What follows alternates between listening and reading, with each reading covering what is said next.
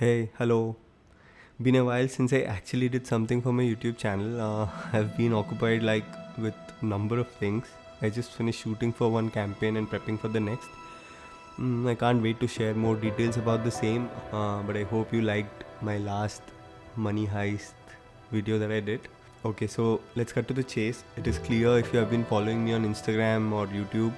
I bought a new Leica camera, the Leica Q2. Do I love it or love it, man? It is an outstanding camera in million ways, at least for me, because of the focal length and the way I shoot street, how I shoot portraits. It's a great camera for me. Uh, Obviously, we'll speak more about it on another day. For now, I took my new camera to a nearby, actually to a far off beach with the lovely Ritwika to test the camera out. I wanted to actually see if it's any good for video, at least for me. It is a great camera for photos for sure, but how good is it for video? I'm going to play the test footage after this and share my thoughts in the end.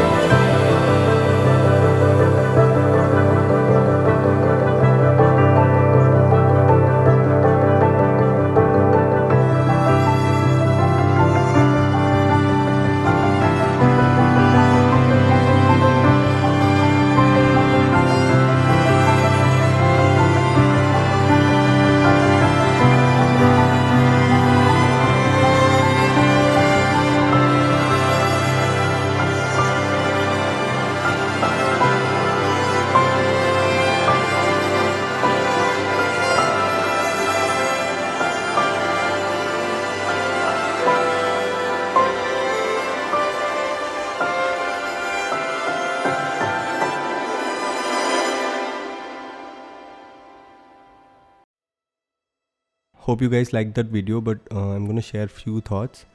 Firstly, I need more time with the camera to use it with manual focus, because obviously it's contrast detection autofocus, which is really bad for video, as you can see in some parts where the autofocus was giving really hard time. And the second thing was, mostly if you're shooting video with this, always stick to manual white balance, because the white balance keeps changing and it keeps changing the color in the same location.